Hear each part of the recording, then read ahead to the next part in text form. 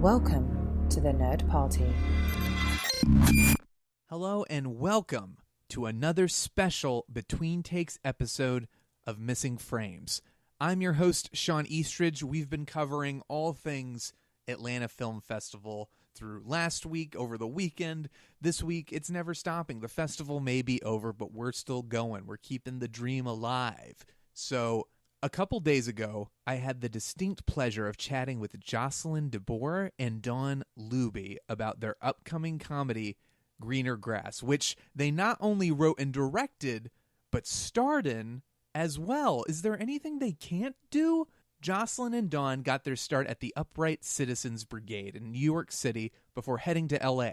They teamed up to form Gulp Splash Productions and started making short films like Buzz and The Arrival. Now they're making the jump into features with Greener Grass, which just won the 2019 Atlanta Film Festival Award for Best Narrative Feature. IFC Midnight picked it up last month, so expect to see a release sometime later this year in theaters and on streaming platforms. This movie is bonkers, and I say that with utmost affection. It's hilarious and weird and gross and tons of fun. And hey, speaking of hilarious and tons of fun, but definitely not gross or weird, Jocelyn and Dawn were a huge delight to talk to. They are so sweet and just all-around awesome people. They walked me through Greener Grass's production.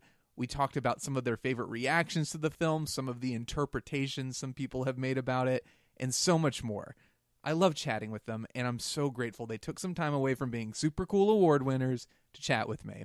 Just a heads up, the conversation is a little spoilery. Is that a word, spoilery? I'm making it a word now, but it's not too spoilery until around the 29-minute mark when we spoil something specific that happens later near the end of the film, so you may want to steer clear. Additionally, we recorded in like a hotel hangout spot, a cool little lounge, so prepare yourself for the best background music you've ever heard on a podcast episode in the history of podcasts.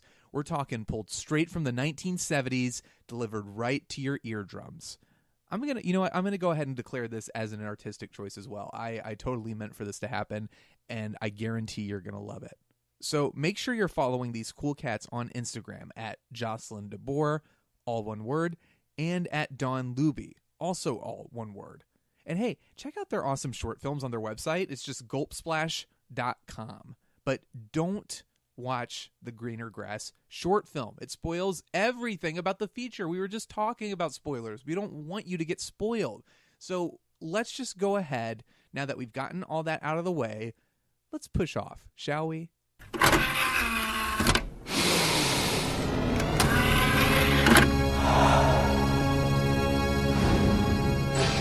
Now available to own on video cassette. First and foremost, thank you so much for being here. This is so exciting. Thank you for being here in our little space. This is great. Well, we're so happy you came to our beautiful hotel. Yeah. I mean, people can't see, but it's very Lynchian. Yes. Which is very appropriate. Surrounded by velvet furniture and leopard carpet. Yeah, lamps with fringe. Everyone is so... Yes. They're so jealous listening to this right now. Yes. What do you have to say to all the jealous people listening? You cannot be us. You are not here. You will not be. And that's how it is. That's it? Yeah. But we're so happy to talk with you. Well, I'm really excited to have you here because, first of all, you were just telling me this just won Best Narrative Feature. What is it? Yes. We're so completely excited. We just won Best Narrative Feature at the Atlanta Film Festival. And also our cinematographer, Lowell Meyer, won Best Cinematography. Yes. We actually shot our film down here in Atlanta. So it was really special to be here, and we were so grateful to the festival that they programmed us. The programmer team last night showed up in pastels with a soccer ball baby, which you'll understand if you see the film.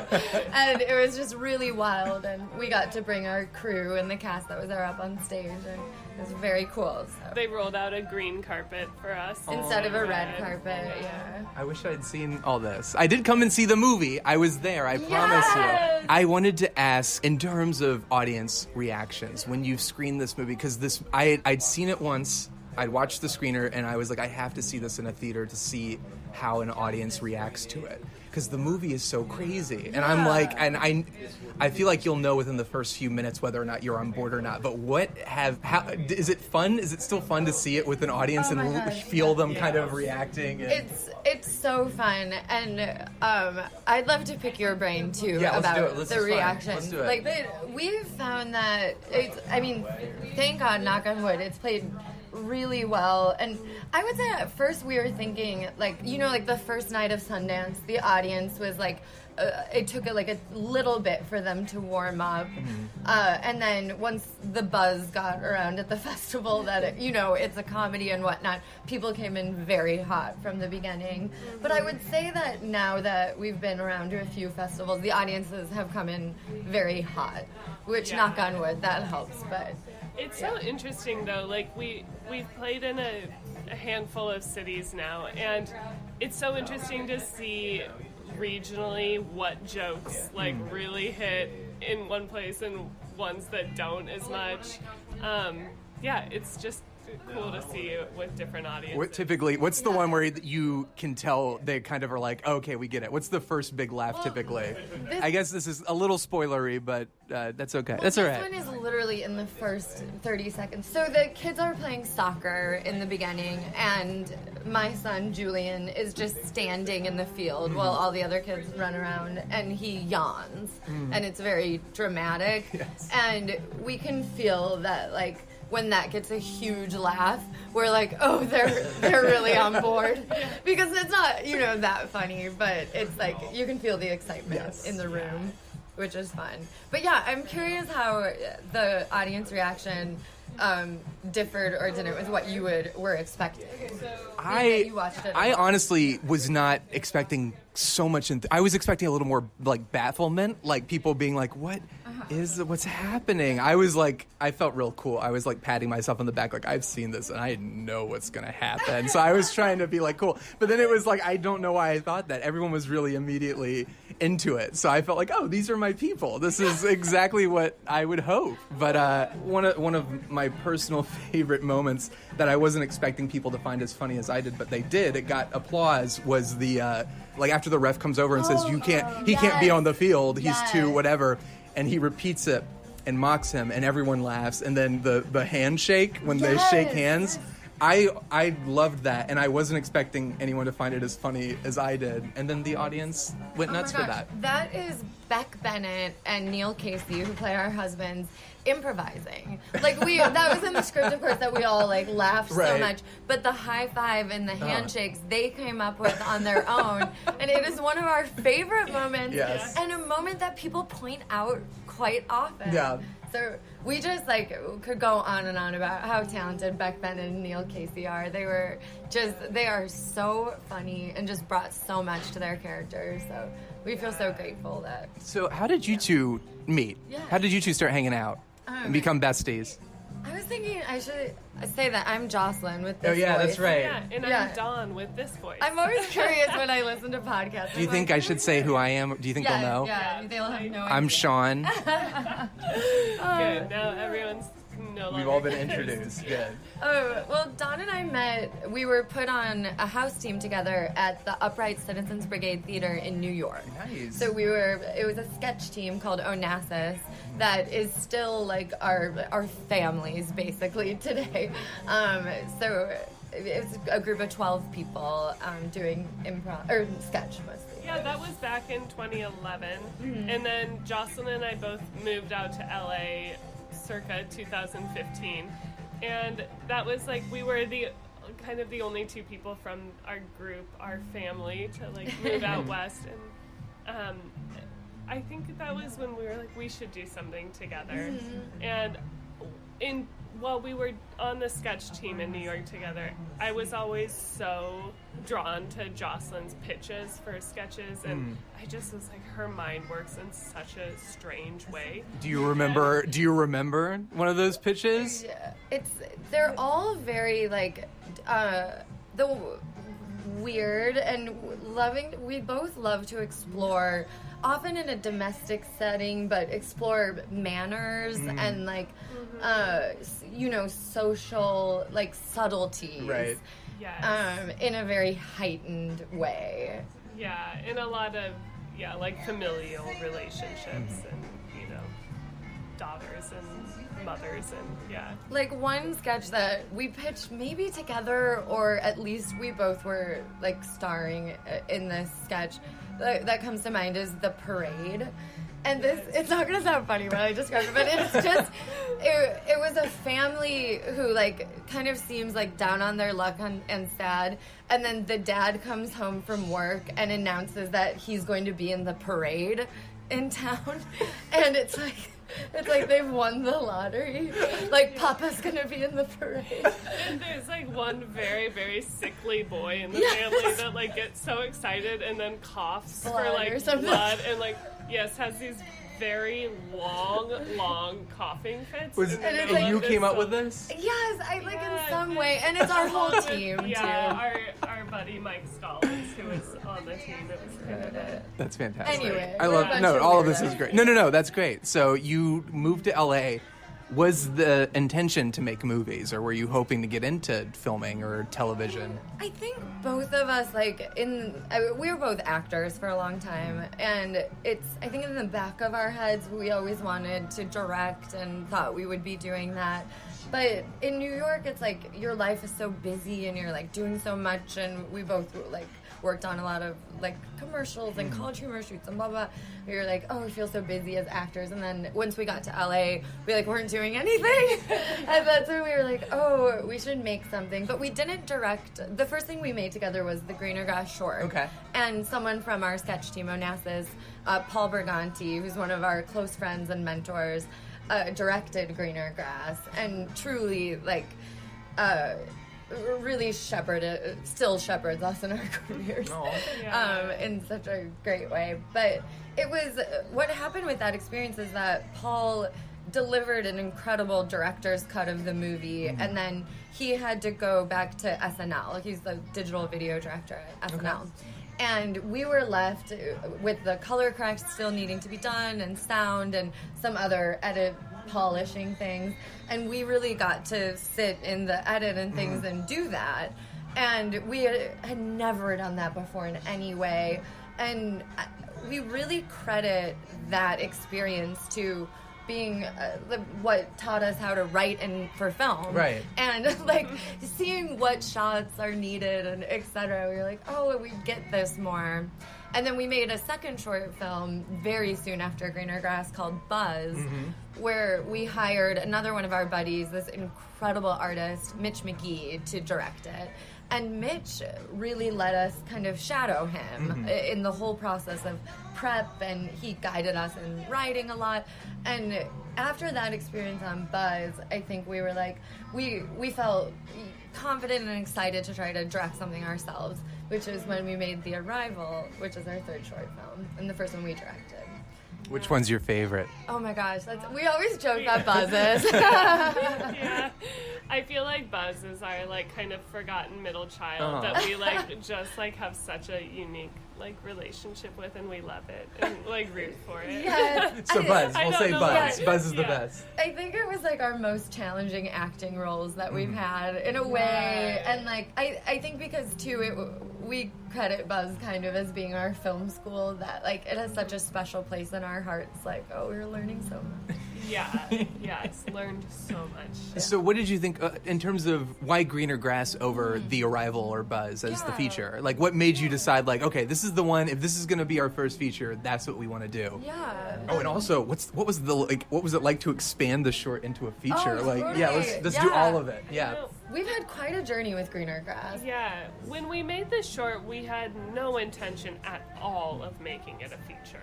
And honestly, we were making a web series. Like, if you watch the short, it's 7 vignettes. I did read that, yeah. Or 8 or something, yeah. And we were going to release it, like, on YouTube, basically. And then we saw Jenny Slate and Dean Flesherkamp have this web series we love called Catherine. And we were watching around the time we were making Greener Grass, and we were kind of Googling it and saw that Catherine got into Sundance. And they just put the episodes together, and it was a short film. And so on the drive to Calabasas, where we shot the Greener Grass short, we decided we wanted to submit Greener Grass as a short. And at the time, there was no narrative. Like, our characters were the exact same, like, interchangeable completely. And we were like, well, what if, like, Lisa is jealous of Jill, and we were telling Paul, our director, on the day, like, we want to add these little. You were shots. literally making this up on the spot on the day. Yes, okay. Like, by the way, this is our narrative, and we're gonna make this a short instead of a web series. Yes, surprise. And we came up with the end like that, and so anyway, this has all been a great surprise. But so back in 2017, we actually sold Greener Grass as a television show to IFC. And IFC had kind of approached our managers with interest, and we were like, yes, we do want to pitch something. And we came up with, a rough concept of what 6 seasons of the show would be. Right. And we pitched it to them, and they bought it. And so we were working on that for about 5 or 6 months. Drew, Daniel, and Caroline over there, we're such incredible development executives.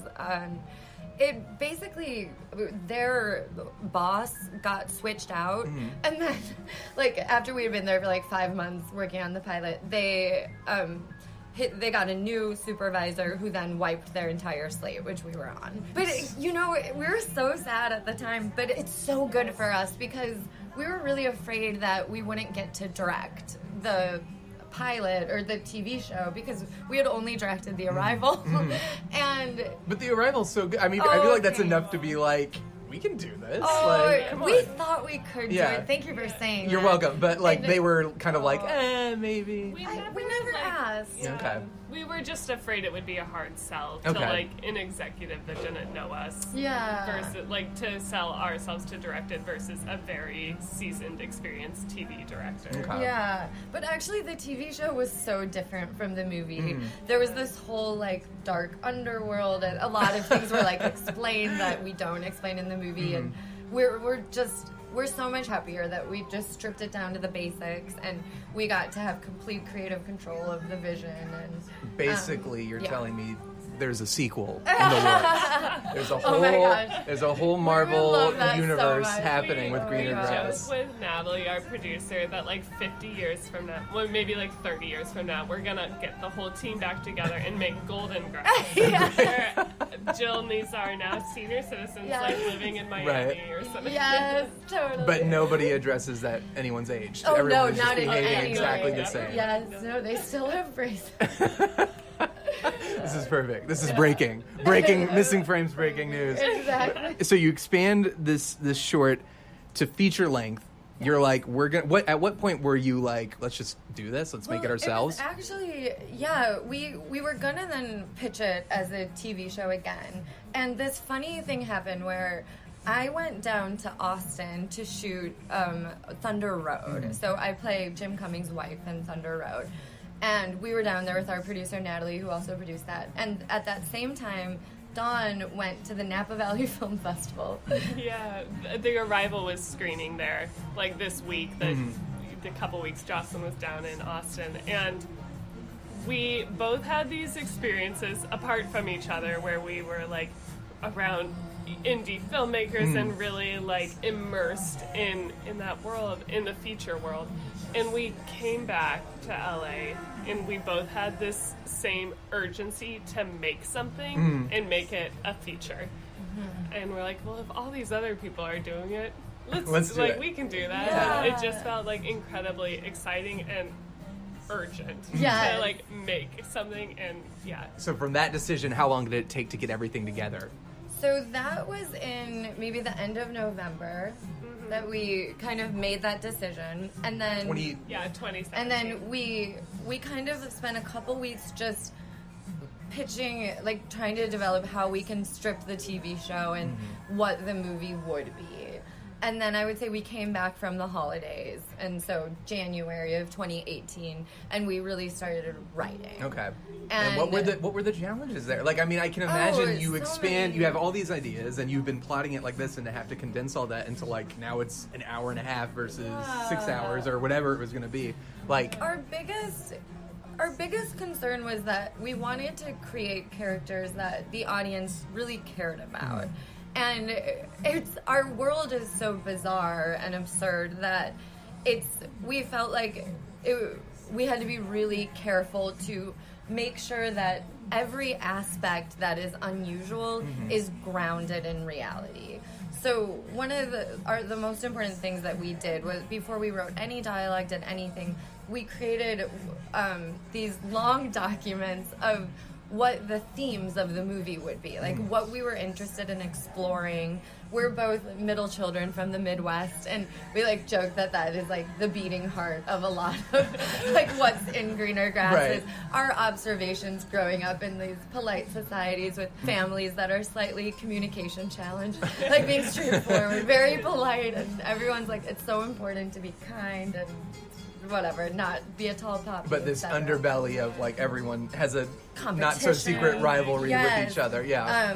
Value in odd places, Yep. a struggle with identity, how much like your identity is defined by the people around you, children being seen as pawns, men, husbands sometimes being seen as pawns, all of these things. So we really did a lot of work to outline those themes, and then we have a rule in our movie that nothing is weird for weird's sake. I wanted to ask about that, Yes. because Natalie mentioned that, and you mentioned it Yes. last night. It's very important to us. Talk a little bit about that. Because I'm the type of person who's like, I don't really want to know what it all means. I just Yeah. want to be bombarded with it. I mean, we've been talking about David Lynch, and I think that's what's great about his movies, is you never really know.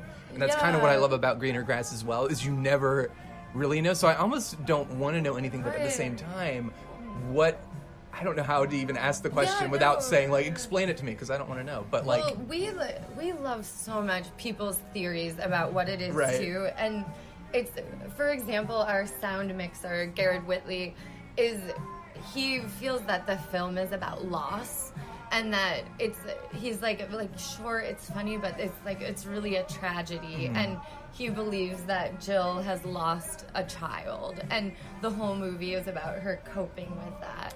Okay. We had this brilliant young woman, I think she was in high school, give us a theory that she was like, I know why everyone wears braces. These are all children, and they're playing what they think it's like to be an adult. We had people in Cleveland last week saying they think it's purgatory, etc. Yeah. So all these people get very we like what we see it draws out in people. and I was going to say, what's it like to hear all? Are you just kind of like, have you ever confirmed anything to anybody and been like, we yes? don't think so. Our editor knows a lot Okay. of but he's very involved in the RCC. But Like, Yeah. Jocelyn and I have very specific reasons for everything and different specific theories and intentions, but we like that does, like, it doesn't have to be that for everyone. And, Right. like, you can take away from it what's meaningful to you.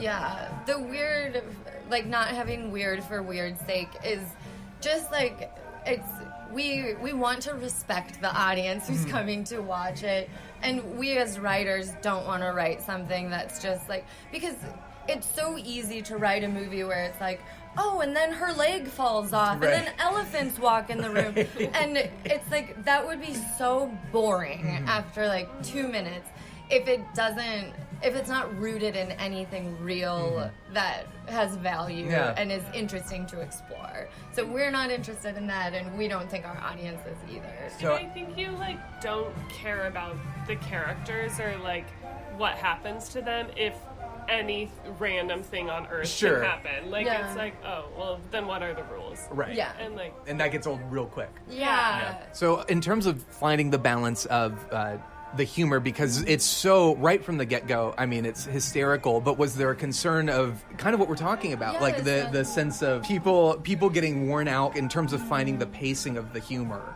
What were the challenges in that, and how did you find the beats so that you kept people caring while also introducing these really hysterical, like, bizarre moments? It's definitely something that we talked a lot about in the writing, is not ever doing a joke at the expense of our character or at the expense of the world. So we wanted to make sure that anytime we were having a joke, it was like serving the larger picture and not throwing anything under the bus. But it's funny, we feel like so good about the pacing of the movie, and our editor Taylor Giannotis is just outstanding, and the three of us together like really poured over days and hours and months of trying to get that right. I would say a little bit. I don't know if this is like. Don and I have been live performers for years, so almost 10 years we've been performing live at the UCB. Both of us came up in improv and then did a lot of sketch. I still perform every Sunday improv at the UCB in LA. And I think when we write, we really talk about feeling the audience, because it's just something that when you've done a lot of live improv especially, I think you can kind of like feel when the audience is going to laugh. You can kind of feel, and you get an internal sense of the tension and release that is comedy. And so it's something that we would talk about when we wrote, is like when we were writing, you know, when we're going to break the tension, when it's this. And I think so much of like the way these characters communicate in this world is what happens, what they don't say, and what is going on the inside is so different from what is coming out of their mouths. Right. And I think we, like, in the edit and in the writing, really wanted to play with reactions and pauses and so you really have an indication on what's going on underneath, because these characters often don't speak to that. Yes. Very much. So in terms of directing and taking that leap, quote unquote, what were some of the challenges you ran into? What's it like? What's your experience like, or what's your relationship with directing, and how do you divvy out tasks to each other? Do you handle actors and do you handle technical stuff, or how does it work typically, or what's your collaboration like? I would say just first off, with the caveat that the people who directed our shorts, Paul Briganti and Mitch McGee, are two of our favorite collaborators ever, and we absolutely loved working with them. What was incredible for us when we started directing was cutting out that person in between our vision and the department heads and things like that, only because the two of us spend so much time talking about specifics and exactly how we want everything to be, and then for us to have to then explain it to the director, and then they also have their own vision, of course, that they want to put on it, but we're like, oh, that's not exactly how we were imagining it. You know, it was this incredible release, I think, to get to direct our writing, because we were like, this is how we want it, and yes, this and that, and our incredible department heads took those visions and heightened them. So that was nice. It's also incredibly stressful. And in terms of like splitting things up, we don't. Like this might sound like crazy, and maybe it is, but we really both do everything, and not at once. Like we aren't both shouting at an actor on set, but we both like really have a hand in all elements. Yeah, we say that we're to think of us like one on set. And it's really good that we are Midwestern middle children, because we're very good at, it's really important to us that we have one vision to all of our crew and the actors, and not negating each other. And what was the biggest surprise in terms of filming? What kind of, as far as things that maybe you weren't expecting to be as wonderful, like the improv moment, like things like that, where maybe something exceeded your expectations, or you were kind of hoping for one thing and it became something even more wonderful? In a very macro way, we had such high expectations for everything when we were writing. And then we started having budget meetings with our incredible producer, Natalie. And we started learning the limitations Right. of our budget.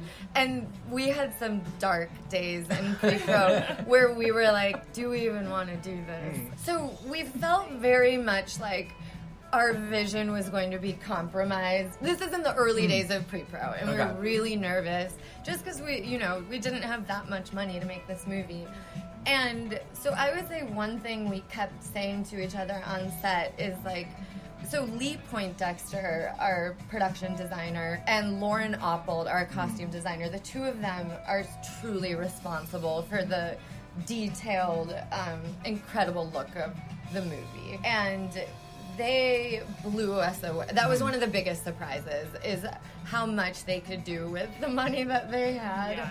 And we would be on set and, like, honestly brought to tears. Like, when we would walk into one of our sets, we'd be like, is this our movie? Oh. This is so cool. What they did was, I don't remember who said this.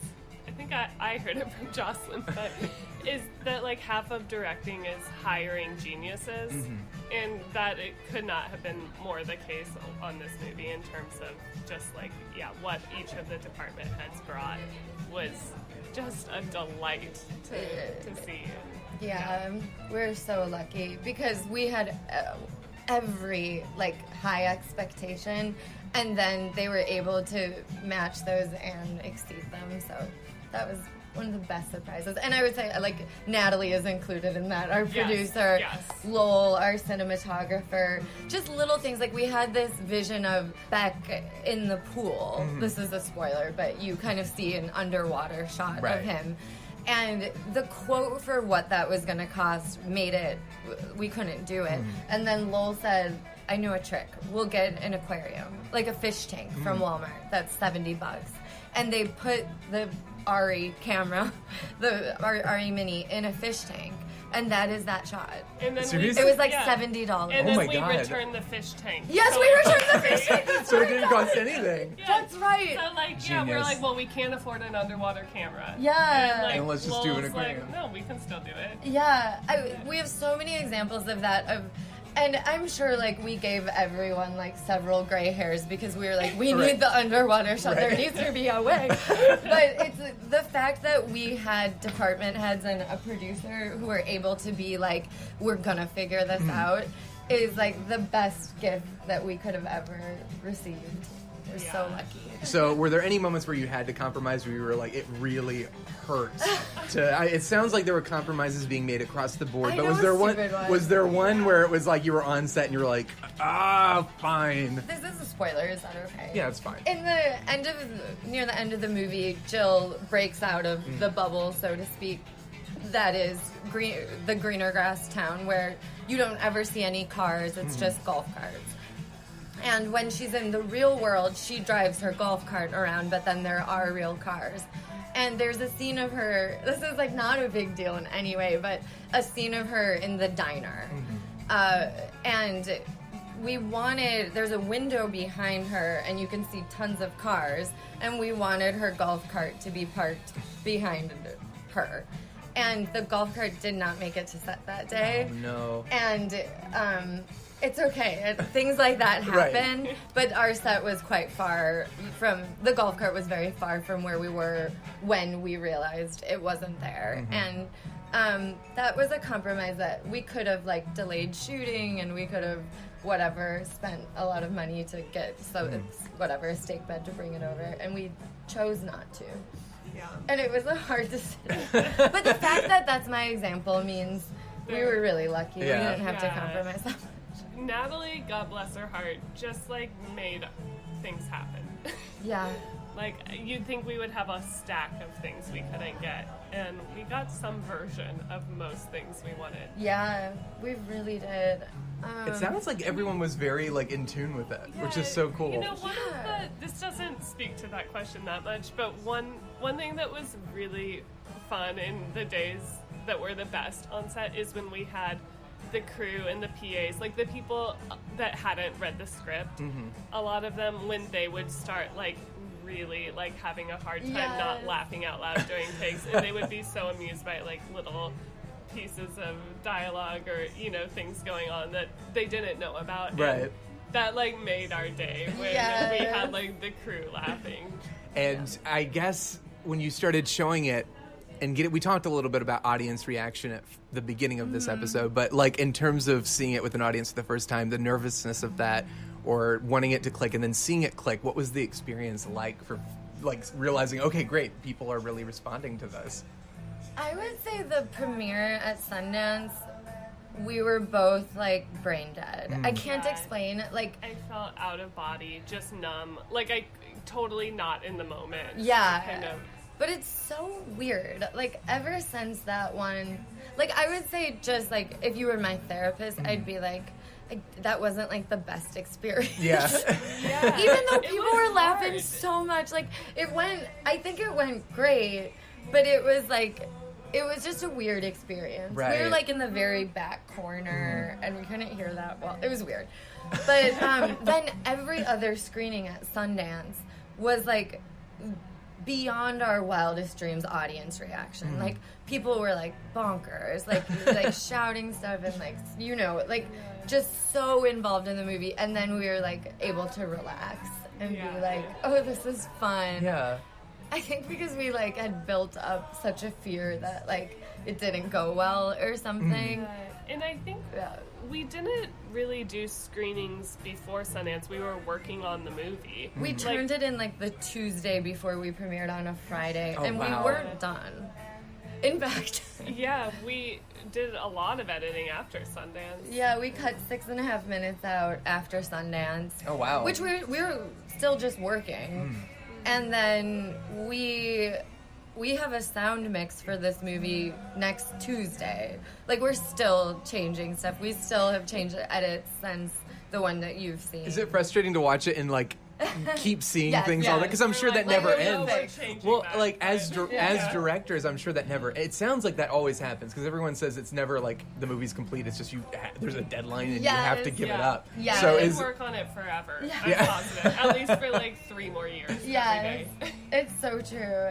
But we're turning it into IFC on May 1st, so that's Okay. why we're doing like the final touches, and then it's knock off on wood, into just the big- pencils totally down. It's a big Yeah. kid. It's Yeah. off into the real It's world, off off to into the college. real Oh. Yeah, But that's exciting. yeah. So what did you learn? What are you gonna take with you? And are you gonna continue direct? I mean, this was clearly a positive experience. What do you want to do next?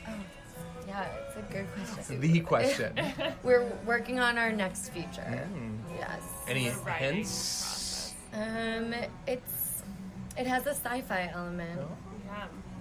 And I'd say it's quite different than Greener Grass. Okay. But like Greener Grass, it's a very unique world. Satirical. Yes. But we're in such early days. Yeah. It's still We're okay. no, we haven't started writing any dialogue in those brainstorming stages. Yeah. But yeah, we've learned we just love to direct. And And then when is the movie going to be officially released for people to see? It will be later this year. Okay. We don't have an exact release date yet, but it will be a limited theatrical release and also available to get on iTunes and yeah. Hulu is All those doing cool it with spots. IFC. Yeah, so we're really excited. This Yeah. is a film that is gonna survive on word of mouth. So I we're think just, you have a safe bet. It's so much. It's one of those movies that like people. I feel like people who connect to it are really going to sing its praises. So I'm thank you for excited. saying Yeah. that. So yeah. And then last question. Yeah. And I warned you about this earlier. Missing frames. We watch all the movies we should have seen Yes. by this point in our lives. What are your missing frames? Well, we both have the most. We're really embarrassed about this. No, don't be Yeah, embarrassed. it's not gonna make us look good. No, and It'll make you if you look don't want to great. see our movie, that's okay. Actually, I doubt anyone sees our movie and is like, they must have. No, So the movie that we This is for haven't both of you. seen Yes, that it's we both of should us. have is Citizen Kane. never seen it. This interview's over. It should be, quite frankly. It's, like, That's it's very embarrassing. Okay. And I'm going to say what everyone's probably said when you've told them this, which is like, you should. Yeah. But I won't lie. The first episode we did on Missing Frames was Citizen Kane, and we have a very in-depth conversation about why is it the greatest movie ever? What does it mean to be the greatest movie ever? But oh my God. Right. Okay, well, that makes us feel better. We're going to watch it and then listen to that episode. Yes. Yeah. And you'll be like, God, we were hanging out with him. How cool was that? We will be. We really will be. But thank you both so much, Jocelyn and Dawn. Seriously, this movie is so much fun and so crazy. And I can't wait for other people to see it, and I can't wait to see what you two do next. Oh my gosh. So you. congratulations on all the awards, and yay! Oh my gosh, we feel so honored to be featured on I your feel podcast. so honored for you to be featured as well. Does that make sense? Yes. I'm honored. Everyone's on. This is great.